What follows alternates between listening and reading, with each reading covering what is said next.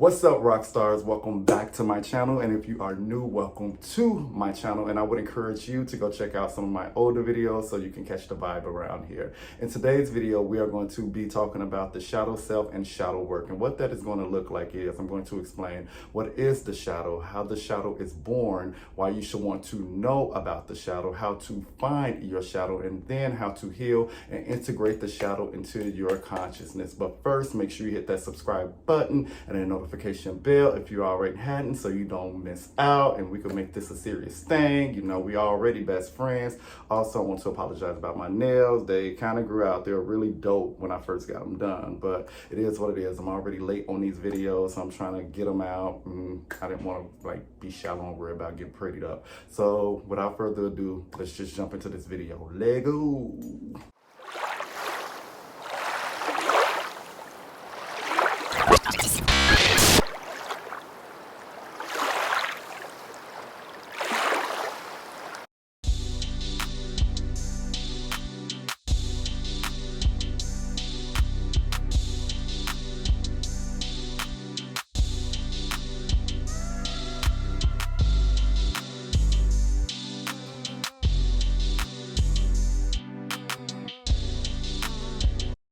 All right, so I know some of you might have been wondering, where have I been? Why has it been months since I've posted my last video? And y'all see this? It's always we're not gonna cuss today, but it's the streets. You hear that? Okay, so hold on, we're gonna wait till that's done. Okay, so I know some of you probably have been wondering, where have you been these past few months? And long story short, I've been in the streets, y'all.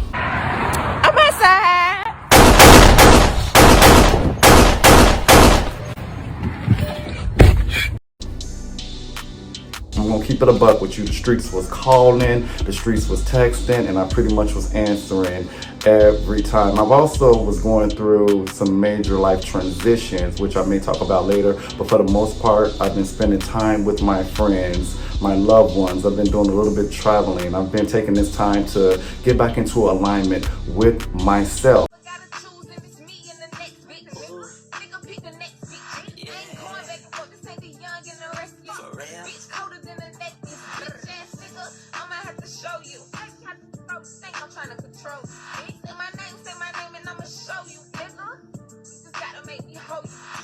I don't wanna hold no motherfucking nigga. I don't wanna go back and forth with the next nigga. And also, I want to make sure that when I show up on your screen, I am the best me that I can be. I want to make sure I give you authentic content. I'm not one of these YouTubers that's just going to jump up for the views. You know, I want to make sure I'm connected to the subject. And actually, during this transitional period that I've been going through, I was thinking yeah, this would be the perfect time to do a video on the shadow self, because it's something that, I've been doing shadow work for years, and I think at this point I got a great understanding as to what is the shadow and how to integrate it. So I want to share everything I've learned with you guys, because that's what I'm here for. We friends, and I want to make sure I give you that quality content, that stuff that you're really looking for. I want to feed the spirit. Also, if you want to know more of me, or you want to hang out with me a little bit more, I am more active. I've said this before on Instagram. I use that kind of as my diary, where it's just I take pictures. You get to see that I'm not just incensed and tea. I do party. I am human. I'm a full being. So follow me at London Bambi on Instagram, and hit your boy out. Send me a message, say hi. I would love to get to know you guys more on a personal level as well. So without further ado, let's talk about this shadow. Enough about me.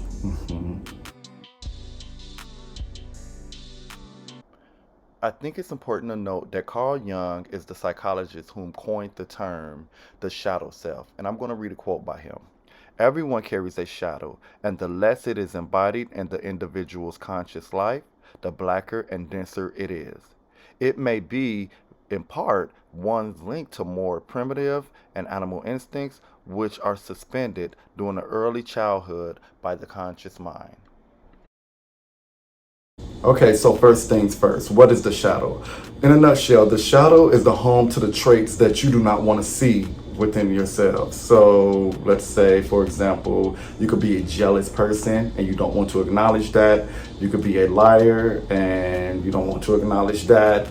Or you could maybe simply be having sexual feelings that you want to suppress because you feel like it won't be accepted in the public. So that's the shadow in a nutshell. I should also note that not all the traits that hide in the shadow are necessarily bad. They are simply traits that you do not want to associate with. It's important to know that we all have good traits and bad traits within us that we have to contend with. But most people try their hardest to stay ignorant to their shadow self.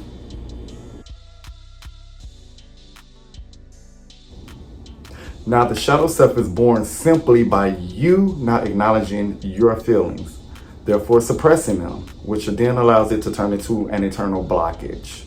Just because you're not sitting there allowing yourself to feel these feelings doesn't mean that they're going anywhere.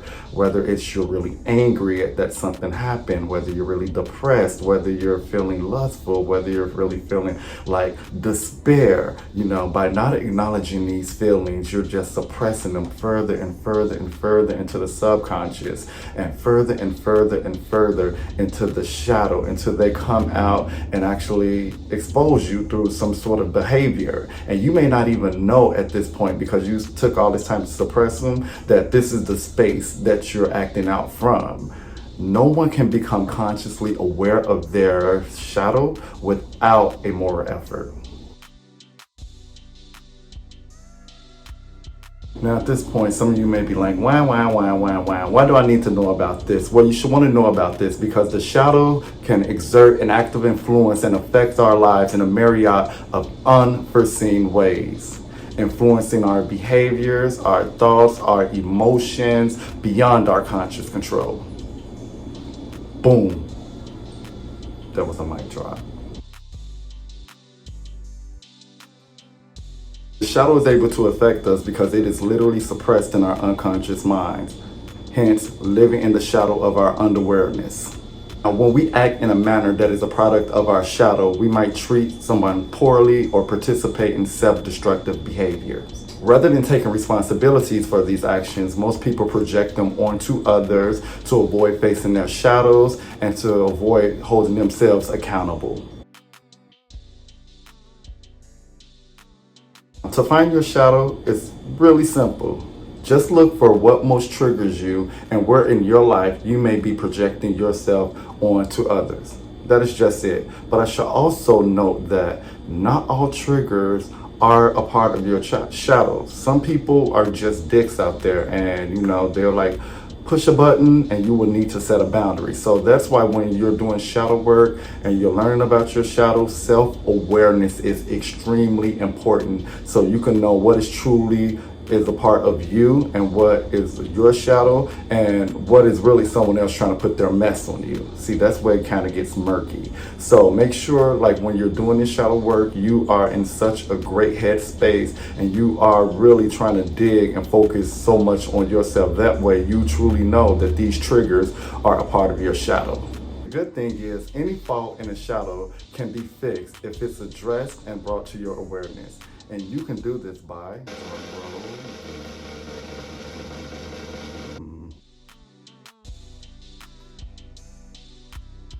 after recognizing the traits of your shadow, the healthy thing to do is to trace this projection or what triggers you to the source, find out where it came from. That means, going back. Some people call it reparenting themselves. A lot of shit goes back to childhood. So see like, why does this bother me? Go back as deep as you possibly can.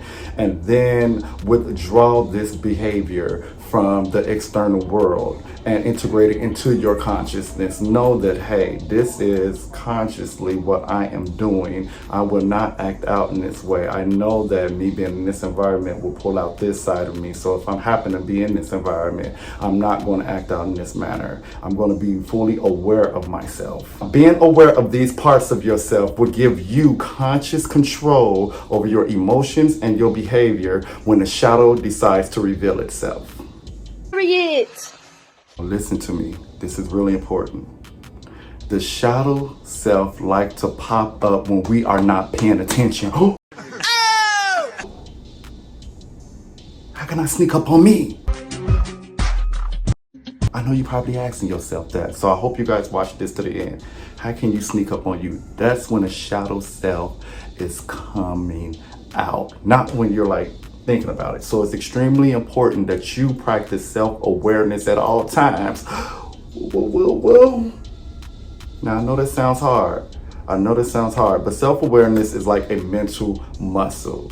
You know, you're not going to get it right the first few times. Just keep on practicing, and the more you practice, the more natural it will become. And then you eventually will find yourself not thinking about it. You'll just always be self-aware in situations. You always know, like, okay, so this going to be possibly triggering for me. So I either need to get out of here, or I need to just pay attention to myself right now, so I just don't act out in a way that I'm going to regret later. That's it for today's video, guys. I love you guys so much. Again, I'm sorry it took so long to put out another video. Hopefully the next video is not going to be like months down the line. I'm definitely, you know, already have the next subject ready. Love you guys so much. I have a lot of stuff in a fire, or irons in a fire. I think that's how you say it. And I can't wait to share this with you guys. Like the London Bambi universe is expanding, and it's definitely going to expand on YouTube. And remember, if you want to, follow me on Instagram, London Bambi. If you haven't subscribed already, I invite you to subscribe now. Thank you so much. And if you have any questions, like always, please leave them in the comments.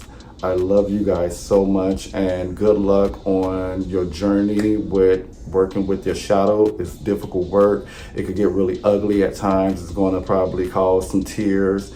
And yeah, peace. Well.